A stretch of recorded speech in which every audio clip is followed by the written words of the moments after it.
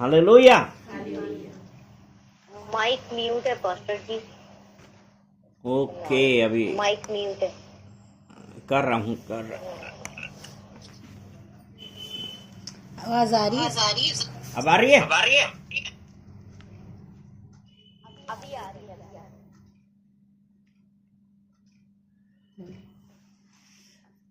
Hallelujah.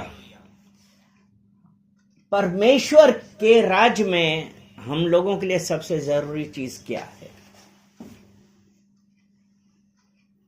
परमेश्वर किस चीज से प्रसन्न होता है? किस चीज से खुदा को क्या चीज अच्छी लगती है? जब हम उसकी आज्ञाओं पे चलते हैं। आज्ञाकारिता, ओबीडियंस। और ओबीडियंस क्या है? ओबीडियंस ये हमारी आशीषों की एक कुंजी है। यानी कि obedience is the key of your blessings. क्योंकि हम आशीष हमको कब मिलेगी? जब हम परमेश्वर की आज्ञाकारिता में चलते हैं। और आज्ञा मानना किसी भी बलिदान से ज्यादा बेहतर है।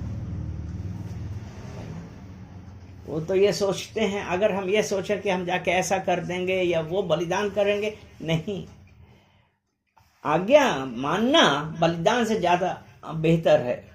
अगर हम फर्स्ट सैमुअल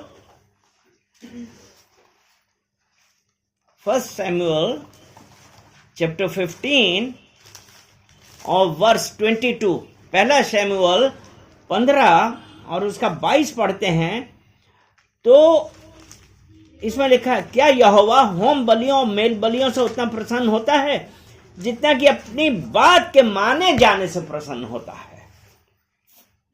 यहोवा किस बात से प्रसन्न होता? होम बलि या मेल बलि? वो नहीं। वो ये है कि अगर यहोवा ने यह कहा ऐसा करो तो हमको वो बात माननी है। लेकिन हमें आज्ञाएं कठिन लगती हैं, क्योंकि बहुत सारी बातें होती हैं वो जो हम अपना करना चाहते हैं, लेकिन परमेश्वर ने कहा कि नहीं। और फिर हम क्या करने लगे कि अगर हम क्या करते हैं, काउंटर क्वेश्चन करते हैं, अरे हम प्रार्थना करते हैं, हम उपवास करते हैं, हम संगति करते हैं, लेकिन क्या हम आज्ञा मानते हैं? क्योंकि अगर हम आज्ञा नहीं मानेंगे तो ये हमारी ब्लेसिंग्स के लिए एक रुकावट है, हमको आशीष के लिए एक रुकावट है। अगर हम ये बार बार कहते रहें कि हम ये कर रहे हैं, वो कर रहे हैं, लेकिन परमेश्वर क्या कहते हैं? और फिर उसके बाद हमारी आदतें कि हम यहाँ नहीं जाएंगे, हम वैसे नहीं करेंगे, हम वैसे नहीं करेंगे, लेकिन परमेश्वर क्या कहते हैं कि इन आदत को छोड़ दो। अगर हम, और वो क्या है?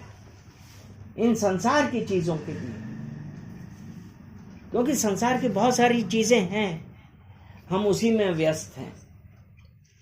और वो क्या है? परमेश्वर क्या चाहते हैं कि हम क्या छोड़ दें? अगर हम कुलीसियों 3 और उसका 5 से 7 तक देखें, उसमें लिखा है ना, इसलिए अपने उन अंगों को मार डालो जो पृथ्वी पर हैं, अर्थात व्याभिचार, अशुद्धता, दुष्कामना, बुरी लालसा, लोभ। और उसके बाद है 7 वचन कहते हैं ये इन्हीं के कारण परमेश्वर का प्रकोप और उसके बाद है, तुम भी जब इन बुराइयों में जीवन बिताते तो इन्हीं के अनुसार चलते थे, पर अब तुम भी इन सब को अर्थात क्रोध, रोष, बैरभाव, निंदा, मुंह से गालियां बकना, ये सब बातें छोड़ दो। परमेश्वर कहता है कि ये क्रोध, रोष, बैरभाव, बुराइयां करना, गालियां बकना, ये छोड़ दो। लेकिन हम क्या कर रहे हैं? हम छोड़ नहीं पा रहे, यानी कि हम आज्ञा नहीं मान रहे हैं। और फिर आज्ञा नहीं मान रहे और फिर हम ये एक्सपेक्ट करते हैं कि हमको परमेश्वर की आशीष है। ऐसा नहीं है। परमेश्वर की आशीष नहीं है। क्योंकि अगर हम ऐसा सोच रहे हैं कि हम इन सब के बावजूद भी हम ये सोच रहे हैं कि हमको परमेश्वर की आशीष है, ऐसा नहीं है। अगर हम यहोशू 24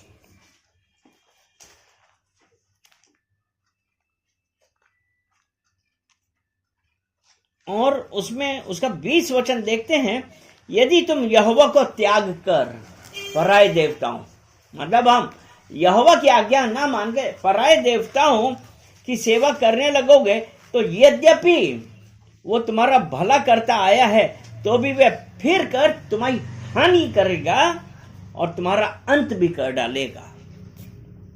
अगर हम ये सोचते हैं, आज आज्ञा मानना क्यों कठिन लग रहा है? आज्ञा मानना इसलिए कठिन लगता है क्योंकि हमको बहुत सारी बंदिशें आ जाती हैं। क्योंकि हम जब इन बुराइयों में चल रहे हैं ना, कि जब तक मैं बुराई ना कर लूं तब तक मुझे नींद नहीं आती है।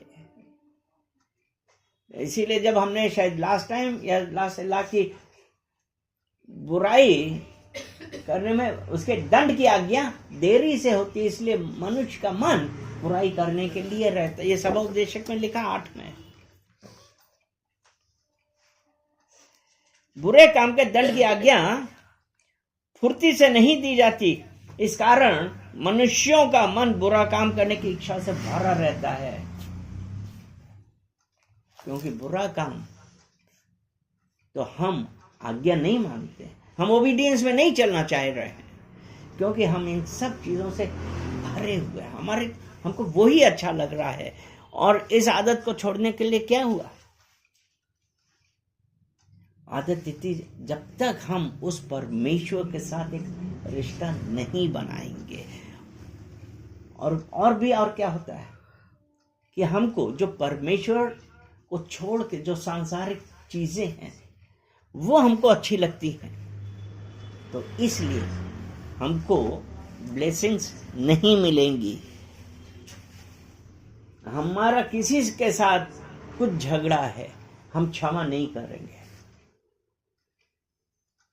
हम इलीगल रिलेशन में रहेंगे। क्यों?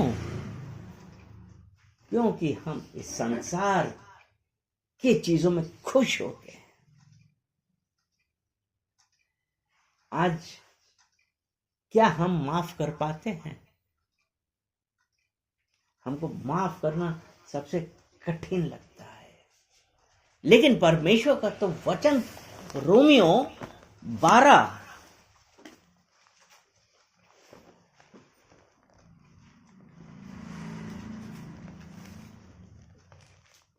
बुरा उसका 17 कहता है, बुराई के बदले किसी से बुराई ना करो। बुराई के बदले किसी से बुराई ना करो और अपने सताने वाले को आशीष दो। लेकिन क्या हम कर रहे हैं? हम सताने वाले को आशीष दे रहे हैं, हम क्षमा नहीं करना चाहते हैं, हम जानते ही नहीं। क्योंकि वो जो हमारे अंदर एक बिटरनेस है, हिंदी क्या बिटरनेस? कड़वाहट। जो कड़वाहट भर गई है वो दूसरे का नाश नहीं करती है। अगर हमारा किसी के प्रति कड़वाहट है तो उनका तो कुछ नहीं होगा, नाश किसका होगा? मेरा स्वयं का। क्योंकि वो जो कड़वाहट हमारे दिल में है वो बीमारी की ओर ले जाती है, हमारी शांति चली जाती है। परमेश्वर आज आपसे यही कह रहा है, छोड़ दो, क्षमा करो। लेकिन क्षमा करने की बात आती है, हम चुप होते हैं, हम चुप हो जाते हैं। क्यों?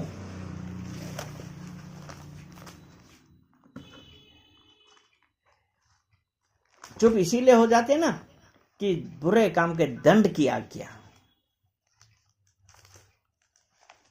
क्योंकि हमको तो कुछ हुआ ही नहीं, तो करते रहो। शैतान हमारे दिमाग में यही डालता है जब परमेश्वर का वचन जो जीवित है, अगर हम 2 तीमुथियुस 3 उसका 16 पढ़ें, 2 तीमुथियुस 3 और उसका 16 देखें, पवित्र शास्त्र परमेश्वर की प्रेरणा से रचा गया है और उपदेश और समझाने और सुधारने और धर्म की शिक्षा। हाँ, और यहाँ पे ये पवित्र शास्त्र परमेश्वर की प्रेरणा से रचा गया है। हमको किस लिए है? समझाने के लिए और उपदेश नहीं, सुधारने, हाँ, समझाने के लिए, सुधारने के लिए और धर्म की शिक्षा। उपदेश, समझाना, सुधारना और धर्म की शिक्षा। परमेश्वर हम सबको ये चाहता है हमें से कोई नाश ना हो, वरन अनंत जीवन पाए। और उसके लिए हमारे अंदर ये बातें होनी चाहिए कि परमेश्वर जो हमको समझाना चाहता है, सुधारना चाहता है, शिक्षा देना चाहता है। और क्या धर्म, क्या था चौथा? धर्म की शिक्षा, धर्म की शिक्षा देना चाहता है। लेकिन अगर हम ये नहीं कर रहे हैं तो क्या हम परमेश्वर से आशीष पाने के हकदार हैं? क्योंकि हम माफ नहीं कर रहे। और जब ये है, आज कितने लोग हैं और बहुत कॉमन है कि हमारे हृदय में परमेश्वर के प्रेम से ज्यादा दूसरों के प्रति घृणा भरी है। एक ये जो है वो हमको परमेश्वर से दूर ले जाती है। और दूसरा, शैतान कहता है अरे कुछ हुआ तो नहीं, करते रहो। लेकिन आज हमको एक बात याद रखनी है कि यहाँ पे नहीं, हम जब वहां पे जाएंगे, वहां पे देखें, जब न्याय होगा, न्याय के सिंहासन के सामने खड़े होंगे, तो क्या हम यीशु के साथ होंगे या हम गंधक, आग और गंधक की झील में होंगे? सबोपदेश 12 उसका 14।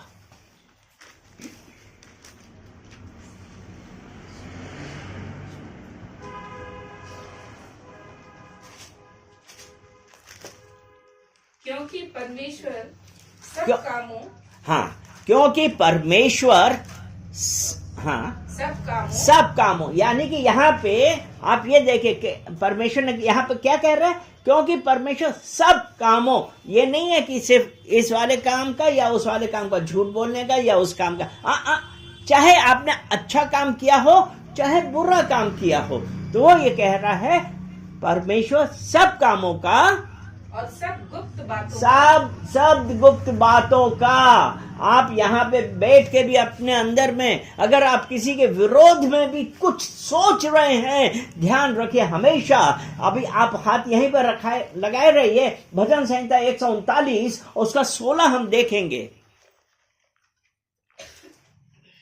सब गुप्त बातें, और गुप्त बातें हम मन में सोचते हैं। हाँ, भजन संहिता 139 139:16। तेरी आंखों ने मेरे बेडौल तत्व को देखा, और मेरे सब अंग जो दिन प्रतिदिन बनते जाते थे वो तेरी पुस्तक में लिखे थे। बेडौल तत्व, जब हम मां के गर्भ में आए उस वक्त से हमारा एक एक अंग जो बन रहा था। तो आज अगर हम ये सोच रहे हैं कि जो हम मन में सोच रहे हैं प्रभु को नहीं पता है, उसने कहा है चाहे तेरी सब बातें, चाहे वो गुप्त में क्यों ना करी गई हो, न्याय होगा। हमको परमेश्वर की आशीष चाहिए, आज्ञा नहीं। हम उसकी आज्ञा न मानने के लिए तैयार नहीं है, और आशीष के लिए हम भाग रहे हैं। कहां से मिलेगी आशीष? क्योंकि आज भी हम उसी कड़वाहट से, उन्हीं बुराइयों से भरे पड़े हैं। हमारा चर्च जाना, हमारे संगति करना, अगर जब तक हम अपना गलत व्यवहार नहीं छोड़ रहे हैं तो आप कहीं पे चले भी जाओ, कोई फायदा नहीं है, कोई फायदा नहीं है। आज्ञाकारिता ही सिर्फ एक फायदा है, परमेश्वर की आज्ञाकारिता। अब हम आज्ञा किसकी मानते हैं? रोमियो 6 और उसका 16 देखेंगे।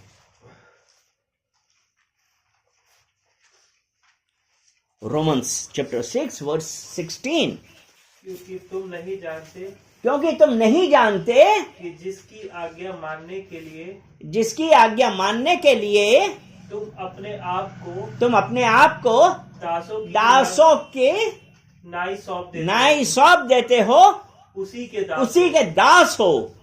और जिसको मानते हो हैं और जिसकी मानते हो चाहे पाप के यानी कि अब चाहे पाप की जिसका अंत मृत्यु है, चाहे आज्ञाकारिता मानने के हाँ, जिसका अंत धार्मिकता है। हम धर्मी हैं। आज हम किसकी आज्ञा मान रहे हैं? पाप की, जो हृदय का कठोरपन है, जो बुराइयों की जड़ है, किसी को क्षमा नहीं करने का है, ये सब, और उसका अंत मृत्यु है। वो मृत्यु कौन सी है?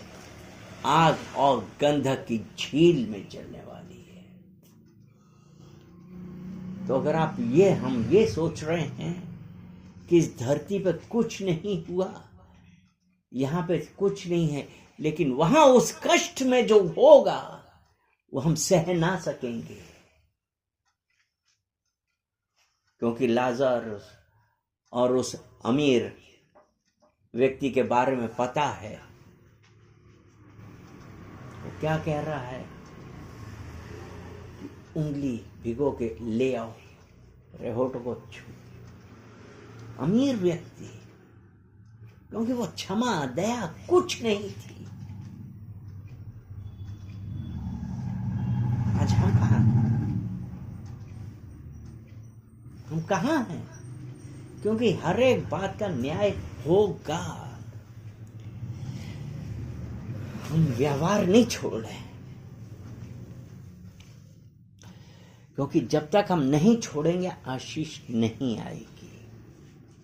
क्योंकि परमेश्वर की आज्ञा है, इन सब गलत बातों को छोड़ दो। चंगाई नहीं आएगी, शांति नहीं आएगी, और आशीष का रास्ता परमेश्वर की आज्ञाकारिता से होके ही जाता है।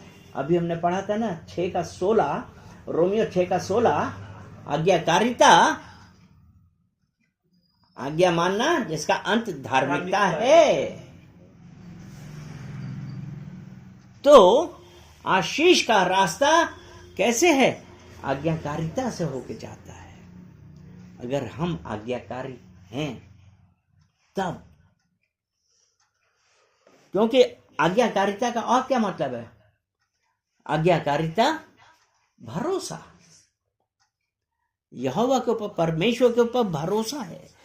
परमेश्वर पर पूरा भरोसा हम कर रहे हैं आज, क्योंकि अगर परमेश्वर ने कहा ऐसा नहीं करना है तो हम क्या करते हैं? हमको नहीं करना है। और इसकी सबसे अच्छा एग्जाम्पल, रेलवे में कौन कौन था? आप थे रेलवे में, और कौन था? आप थे रेलवे में, ठीक है। आज मैं ये पूछता हूं कि जो ड्राइवर होता है, और आपने देखा होगा सिग्नल लगा होता है, जब लाल होता है तो इसका क्या मतलब है? रुक जाना। ड्राइवर क्यों रोक देता है? आगे खतरा है, इसलिए रुक गया। तो आज परमेश्वर हम लोगों से वही कह रहा है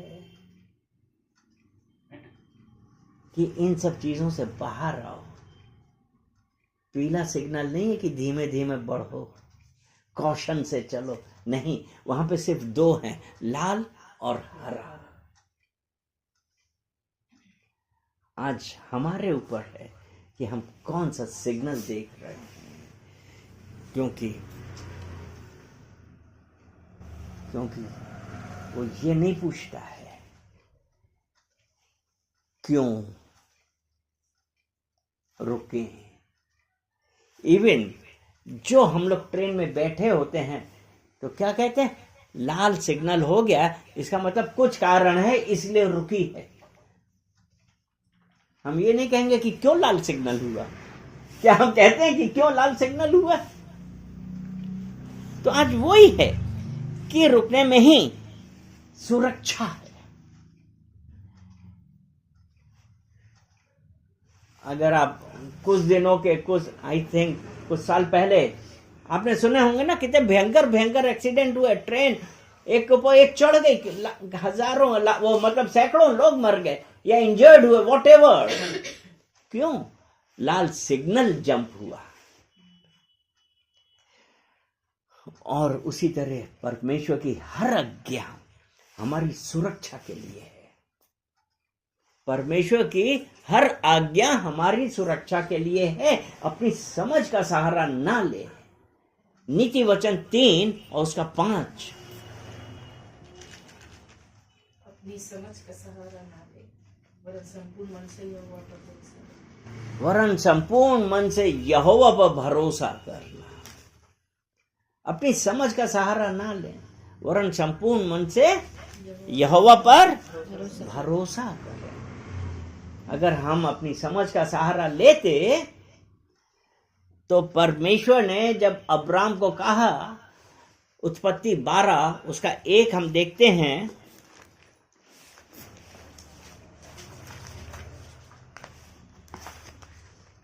यहोवा ने अब्राम से कहा, हाँ, अपने देश और अपने कुटुंबियों और अपने पिता के घर को छोड़कर उस देश में चला जा जो मैं तुझे दिखाऊंगा। यहां पे उसने ये नहीं कहा आज्ञा। परमेश्वर ने कहा अपना देश, अपना कुटुंबी, अपने पिता के घर को छोड़कर उस देश में चला जा जो मैं तुझे दिखाऊंगा। उसको कुछ पता नहीं कहां जा रहा है। और परमेश्वर आज ये कह रहे हैं, इन संसार की चीजें छोड़ दो। हम जो आराम से हैं, कंफर्ट में हैं, और परमेश्वर जो हमारे लिए आशीष का एक कारण बन रहा है, हमारे लिए आशीष के द्वार खोल रहा है, वो ये चाहता है कि हम वहां से निकलें। इसका 4 वचन भी पढ़ेंगे। यहोवा के इस वचन के अनुसार अब्राम चला। बस परमेश्वर ने क्या कहा था कि ये जगह छोड़। उसके पास कोई दिशा, कोई डायरेक्शन, कुछ नहीं था। अब्राम चल दिया, आज्ञाकारिता। और जब हम इसमें देखते हैं कि अब्राम जब ये सब छोड़ छाड़ के चल दिया, तो अंत में वो क्या कहलाया? आज्ञाओं पे चला। आज हम फादर ऑफ फेथ किसे कहते हैं?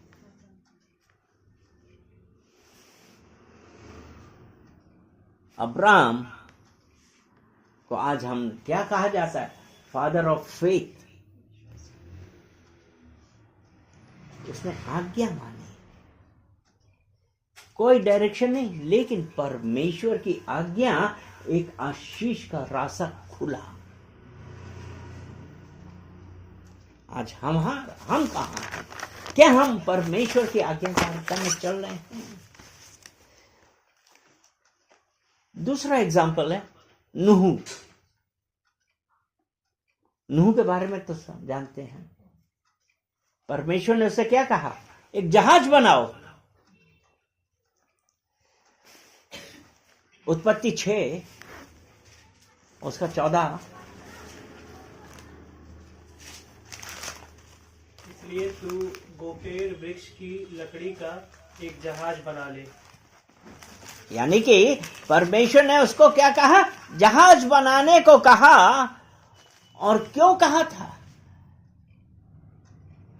कि मैं यहां पे जल प्रलय लाने वाला हूं। दूर दूर तक कुछ वो नहीं था, लेकिन परमेश्वर ने कहा। उसने लोगों को भी बताया होगा, लेकिन किसी ने विश्वास नहीं किया। सब अपने अपने कामों में बिजी थे। अभी 6 का 17 पढ़ेंगे, 17 और 22। और सुन, मैं आप पृथ्वी पर जल प्रलय करके सब प्राणियों को जिनमें जीवन की आत्मा है, आकाश के नीचे से नाश करने पर हूँ, और सब जो पृथ्वी पर है मर जाएंगे। तो एक मिनट, यहां इस वचन से पहले हम 6 का 5 पढ़ेंगे। यहोवा ने देखा कि मनुष्यों की बुराई पृथ्वी पर बढ़ गई है। मनुष्यों की बुराई पृथ्वी पर बढ़ गई है, और उनके मन के विचार में जो कुछ उत्पन्न होता है वह निरंतर बुरा ही होता है। मतलब परमेश्वर ने हमारी रचना कर ली, पाप आया, उसके बाद यहाँ पे है कि हम बुराई पृथ्वी पर बढ़ गई है। हमारे मन में सिर्फ और सिर्फ बुरे ही विचार आ रहे हैं। तब परमेश्वर ने कहा नूह को कि तुम जहाज बनाओ, क्योंकि परमेश्वर ने कहा मैं जल प्रलय लाऊंगा। और 17 में क्या था, 6 के 17 में यही तो था ना। और सुन, मैं आप पृथ्वी पर जल प्रलय करके सब प्राणियों को हाँ। जिनमें जीवन की आत्मा है आकाश के नीचे से नाश करने पर हूँ, और जो सब पृथ्वी पर है मर जाएंगे। यानी कि जो परमेश्वर की आज्ञाकारिता पे नहीं थे, लेकिन परमेश्वर ने सिर्फ नूह को पाया था। तो परमेश्वर ने आज्ञाकारिता, और जब वो आज्ञाकारिता में चला तो परमेश्वर ने उसे बचाया। 7 उत्पत्ति 7 उसका 23 देखेंगे। और क्या मनुष्य, क्या पशु, क्या रेंगने वाले जंतु, क्या आकाश के पक्षी जो जो भूमि पर थे सब पृथ्वी पर से मिट गए। सब पृथ्वी पर से मिट गए, केवल नूह और जितने उसके संग जहाज में थे वे ही बच गए। वे ही बच गए, क्योंकि परमेश्वर ने सिर्फ नूह को धर्मी माना था। उसके साथ जो थे, उसके फैमिली वाले, वो बच गए, और जो जानवर थे वो सब बच गए। आज्ञाकारिता, सब मर गए, धर्मी जीवित रहा। और हम लोगों के अंदर एक चीज आती, घमंड। घमंड, नामन, कोढ़ी, घमंड। और अगर हम दूसरा राजा 5 अध्याय, दूसरा राजा 5 अध्याय, 2 Kings chapter 5 verse 10 and 11।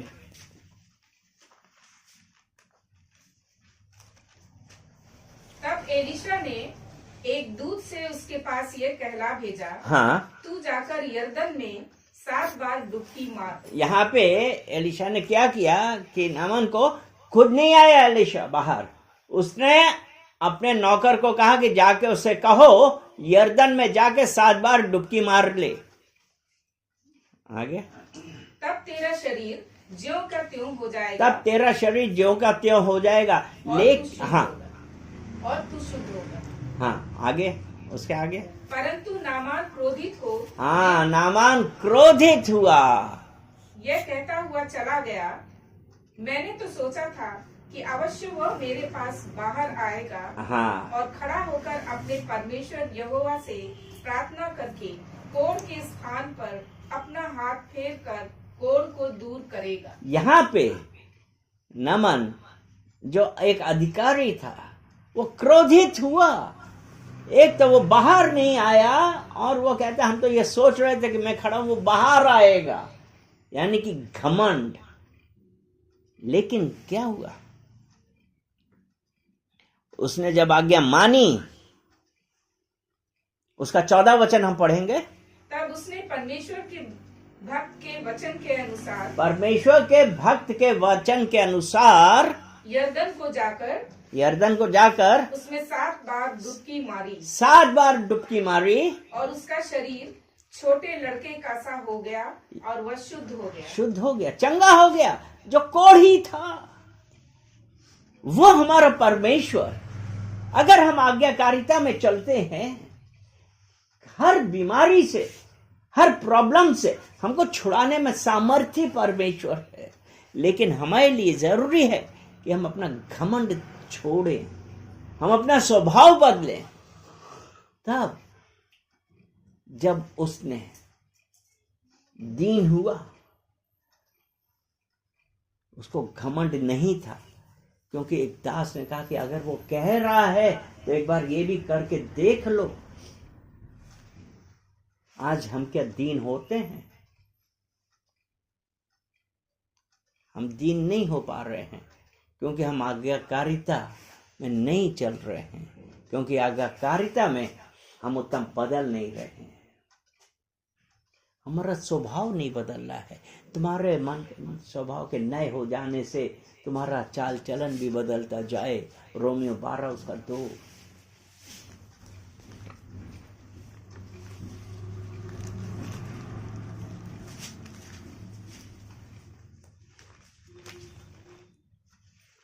इस संसार के सदृश ना बनो, परंतु तुम्हारे मन के नए हो जाने से तुम्हारा चाल चलन भी बदलता जाए। इस संसार के सदृश ना बनो। अरे कोई बुराई कर रहे हम क्यों करें? गालियां बक रहा हम क्यों बकें? जलन रख रहे हम क्यों रखें? क्यों? इस संसार के सदृश ना बनो, वरन तुम्हारे मन के नए हो जाने से, मन का नया हो जाना।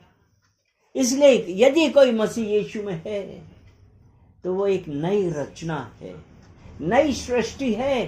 पुरानी बातें बीत गई, देखो सब कुछ नया हो गया। आज जब हमने मसीह यीशु में बपतिस्मा लिया है, जब हमने यीशु मसीह को अपना परमेश्वर, अपना उद्धारकर्ता माना है, तो हमारे अंदर क्या बदलाव आया है। जब हम बदलते हैं, आज्ञाकारिता में चलते हैं, हमारे जीवन में आशीष खुलती है। और वो यही है, क्योंकि जब नमन ने अपना घमंड छोड़ा, दीन हुआ, वो शुद्ध हुआ। पहला राजा 17 अध्याय में वो जो विधवा थी, जिसके लड़का था, एलिय्याह ने कहा था ना, इस देश में जब तक मैं ना कहूं बारिश ना होगी।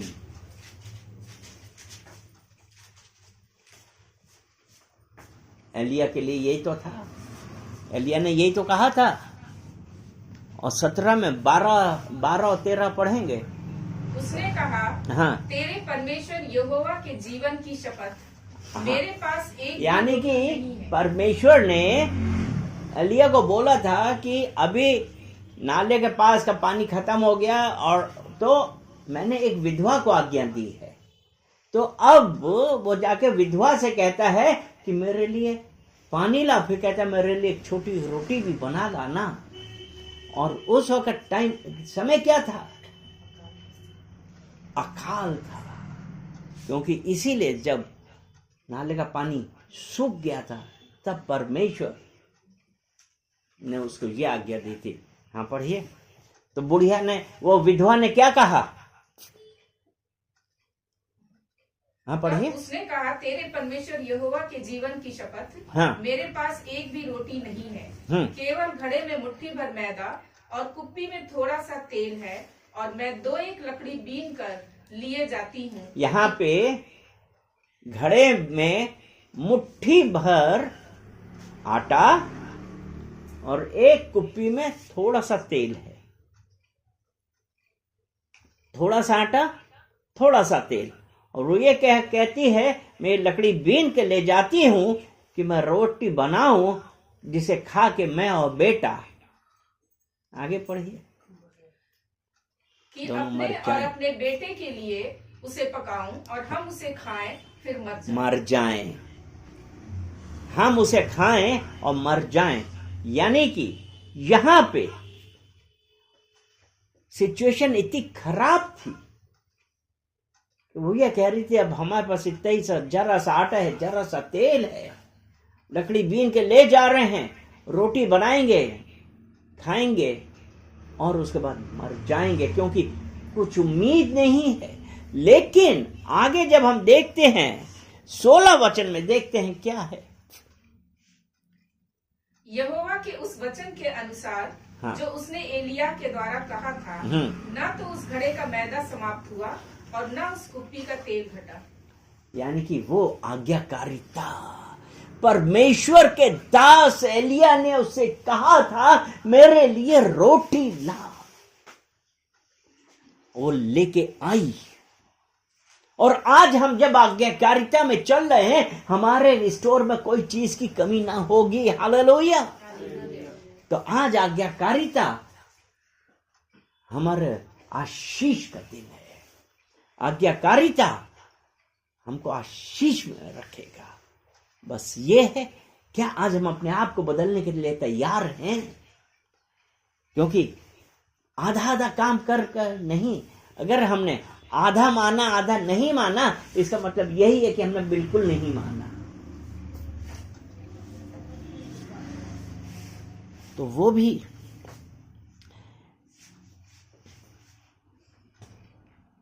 शाऊल, परमेश्वर ने शाऊल को बोला था कि सब कुछ नष्ट कर दो। पहला शमूएल 15 अध्याय 3 वचन।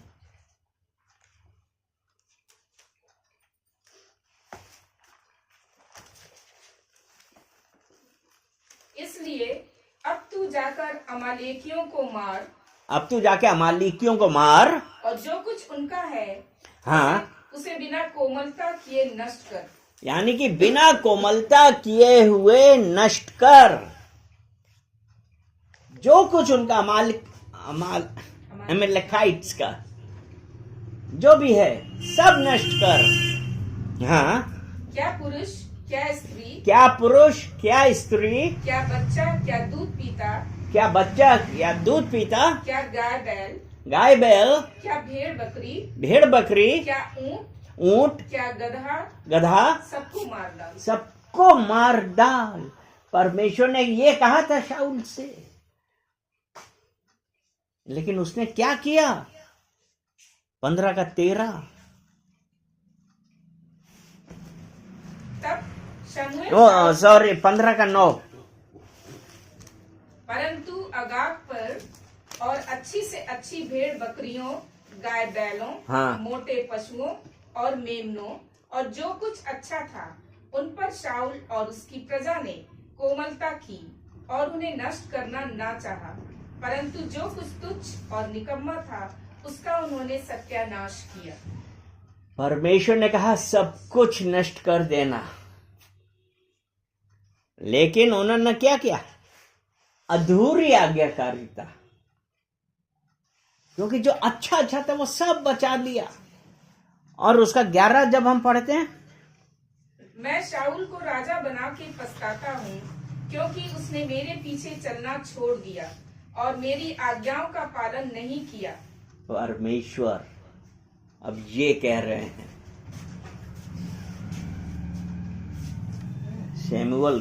शमूएल से नबी था कि उसे यह बतला रहे हैं कि शाऊल ने मेरे पीछे चलना छोड़ दिया, मेरी आज्ञा उसने नहीं मानी। और उसका क्या हुआ? इसका 13 वचन। तब शमूएल शाऊल के पास गया और शाऊल ने उससे कहा, तुझे यहोवा की ओर से आशीष मिले, मैंने यहोवा की आज्ञा पूरी की। यहाँ पे देखा शाऊल क्या कह रहा है? तब शमूएल शाऊल के पास गया और शाऊल ने उससे कहा, तुझे यहोवा की ओर से आशीष मिले, मैंने यहोवा की आज्ञा पूरी की है। यहोवा ने क्या आज्ञा दी थी? सबका नष्ट करना। सब कर देना। लेकिन उसने क्या किया? जो अच्छे अच्छे तो उन सबको बचा लिया। और फिर 14 वचन में 14-15 शमूएल ने कहा, फिर भेड़ बकरियों का ये मिमियाना और गाय बैलों का ये रंभाना। ये इसको हम छोड़ देते हैं, अब सीधा 22 पढ़ते हैं, 22 और 23। शमूएल ने कहा, क्या यहोवा होम बलियों और मेल बलियों से उतना प्रसन्न होता है जितना कि अपनी बात के माने जाने से प्रसन्न होता है? सुन, मानना तो बलि चढ़ाने से और कान लगाना मेढ़ों की चर्बी से उत्तम है। हाँ, और जो 23 का सेकंड पार्ट पढ़िए, सेकंड पार्ट। और हट करना नहीं, तू जो यहोवा की बात को, तूने जो यहोवा की बात को तुच्छ जाना, इसलिए उसने तुझे राजा होने के लिए तुच्छ जाना है। यानी कि उसने परमेश्वर की आज्ञा का उल्लंघन किया। आधा पर्दा नहीं चलता है यहाँ पे कि आधा मान लिया और आधा अपने फायदे के लिए नहीं। अगर मान नहीं किया तो नहीं किया। परमेश्वर आधा काम करने से खुश नहीं है। और ये बोल रहे कि हाँ, जो परमेश्वर ने आज्ञा दी मैंने कर रहा। परमेश्वर उस बात से खुश नहीं होता है, क्योंकि आज्ञाकारिता का सबसे बड़ा अच्छा उदाहरण कौन है?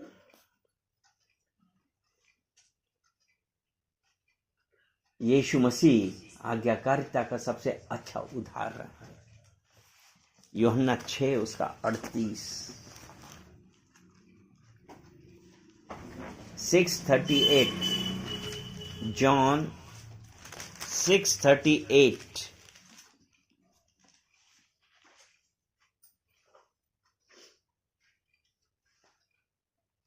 क्योंकि मैं अपनी इच्छा नहीं वरन अपने भेजने वाले की इच्छा पूरी करने के लिए स्वर्ग से उतरा हूँ। यीशु मसीह क्या कह रहे? मैं अपनी इच्छा नहीं पर स्वर्ग से भेजने वाले उसकी इच्छा पूरी करने के लिए उतरा हूं। लूका 22:42। अपनी इच्छा नहीं वरन जिसने मुझे भेजा उसकी इच्छा पूरी करने के लिए मैं आया हूं। हे पिता, हाँ, यदि तू चाहे तो इस कटोरे को मेरे पास से हटा ले। हे पिता, यदि तू चाहे तो इस कटोरे को मेरे पास से हटा ले। तो भी मेरी नहीं, तो भी परंतु तेरी मेरी नहीं, इच्छा पूरी हो। बल्कि तेरी इच्छा पूरी हो। यीशु मसीह को पता था क्या होने वाला है, लेकिन यदि तू चाहे तो इस कटोरे को हटा ले, तो भी मेरी नहीं तेरी इच्छा पूरी हो। और यीशु की आज्ञाकारिता से हमको क्या मिला है? आज उस यीशु की आज्ञाकारिता से हमारा उद्धार हुआ है। जो पापी नहीं था वो हमारे लिए पापी बना। फिलिपियो 2 उसका 8 पढ़ेंगे।